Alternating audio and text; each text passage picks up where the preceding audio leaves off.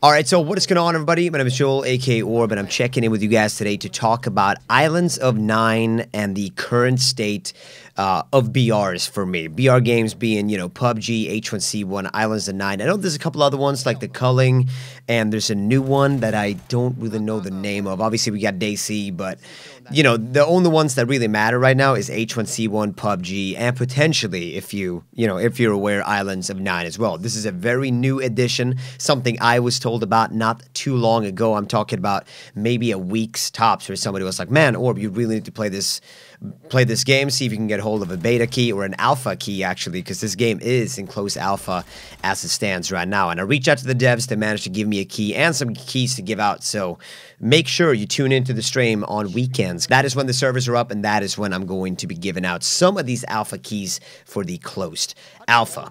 So Islands of Nyne, how is it different from H1Z1 and PUBG? Well, Islands of Nyne is solely just dedicated to first person mode. That means there's no third person. There's no one that's going to be able to camp somewhere, whether that be across a wall or inside a house, and being able to use third person to, see when you're coming up and just walk up at just the right time. There will be no more of that, as this is strictly first person only. Now, I know in H1Z1 and PUBG, you have the option to go into first person, but you're going to be at a, severe disadvantage for most situations. I think in H1Z1, I only actually step into first person when I'm inside buildings or very close quarter situations, and I'm going to use my shotgun, as I feel like the shotgun is a lot more accurate, or I am a lot more accurate with the shotgun when I go into first person. Now, I will have to say this, PUBG, after, their July patch or their beginning of August patch, they are going to be implementing a first-person mode for solos and duos, I believe, and that's going to be very, very interesting to see how they kind of take this. I definitely have my gripes with PUBG in terms of performance, in terms of movement. I feel like jumping in that game is not really where I want it to be. It seems very, very wonky the way you kind of skip around, but I do know that they're also working on the vaulting mechanic in that game, but I also don't know how that's going to work in terms of, like, what type of, are we talking small fences, are we talking medium-sized wall, big wall, so you'll be able to, jump really far up and grab a hold of a wall, and, being able to jump over it. I don't really know exactly the specifics of the vaulting, but that's going to be really, really interesting. So, you have H1Z1 for the fast-paced action, for the little bit more of an arcadey kind of shooter.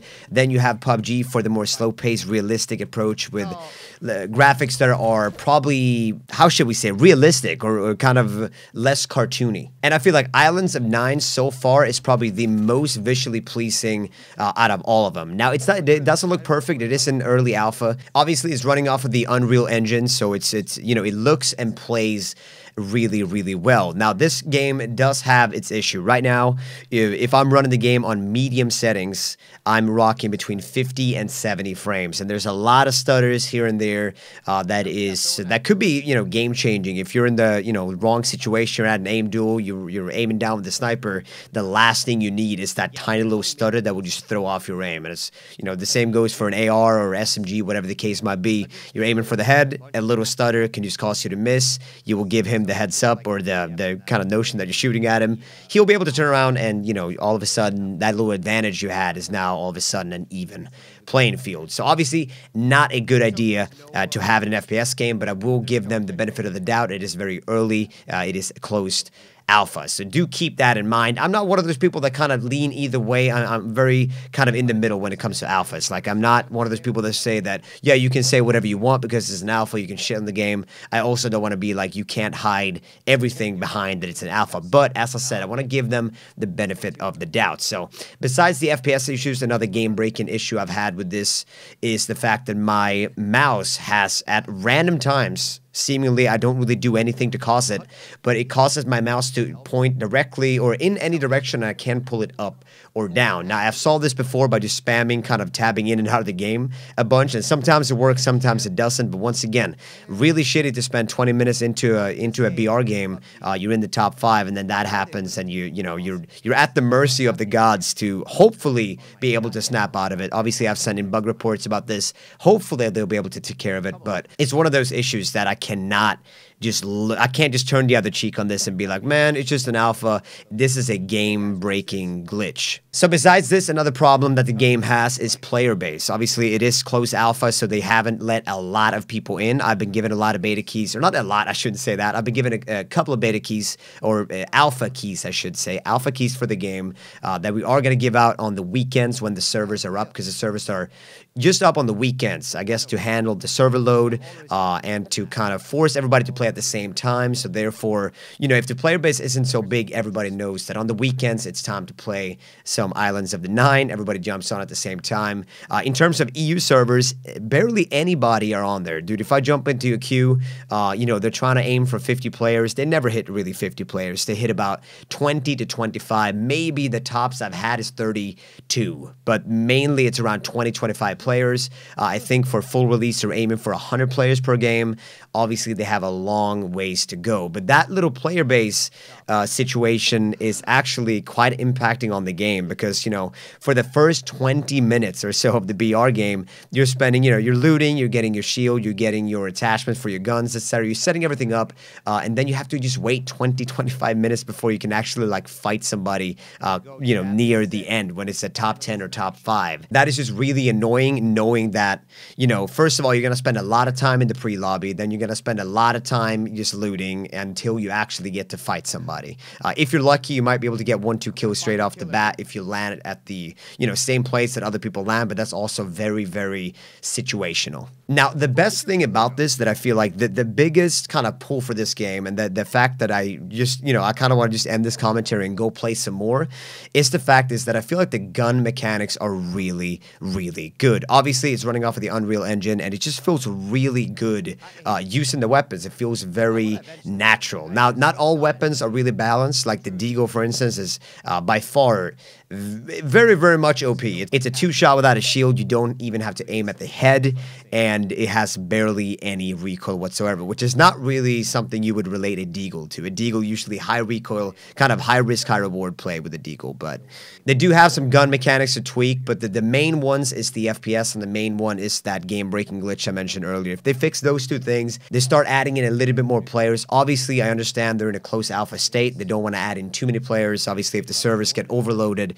nobody's going to get to play and have a good time. So I understand where they're coming from, but as a player, you know, playing, you know, a 20-player BR game, and the map isn't even the biggest. It's just the way kind of the environment is set up. I feel like maybe the gas should come in maybe double as fast, or maybe just even limit the playing field even more until more players are added in. So, if you would ask me the questions, where would I rate, you know, Islands of Nyne compared to H1Z1 and PUBG? And it's hard to say. I would probably rate it at the bottom of those three, but I'm very optimistic about this. We're definitely going to see, you know, with PUBG and their new patch coming out, what are they going to be able to bring to the table in terms of first person? How is it going to feel playing first person in that game? I hear they're going to add in a custom FOV slider, which is huge. It is just something you need to have if you're going to have some type of FPS mode. And obviously Islands of Nyne has an FOV mode that you can, you know, decrease and increase, which is awesome. So it's a really good start. It looks very promising. And overall, what I think everybody should take away from this is the fact that competition is always, always good. Look at the fact how quickly H1Z1 developed when PUBG started. You know, hey, we're going to add in Team Spectate, we're going to add in all these different things. And then all of a sudden, Daybreak and H1Z1, it just started like, oh yeah, you know, we've been hinting about it for 2 years, but now all of a sudden we have it out. Now we're getting, you know, we're pushing patches. Now we're fixing all these things.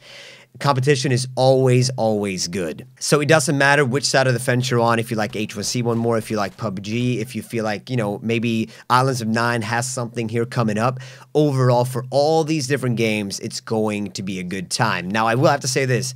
Islands of Nyne is going to have, first of all, they have a lot of catching up to do, and I wonder if it's going to be enough, or if PUBG and H1Z1 are just going to keep kind of developing their stuff, and, you know, if they add in FPS modes that are, you know, successfully better than Islands of Nyne, it might just render this game kind of mute. But as I said, I'm going to remain optimistic for the future. Competition is always good. I'm having fun with all 3 of these games, and I'm just really happy that we're in a state where we can actually pick and choose. So now, you know, we don't have to play the third-person stuff. I kind of love mixing and matching all this. I love playing first-person. I love playing third-person, but it's been a lot of third-person, and it grows kind of stale when you know the amount of fun you could be having if you had a first-person setting. So the fact that these games are starting to add in a first-person mode is fantastic. I can't wait to see where this all leads up in the end. But guys, definitely let me know in the comment section below, are you excited for Islands of Nyne? Do you think it has the potential to, you know, rival with these other 2 games? Is it something that's kind of be on the back burner?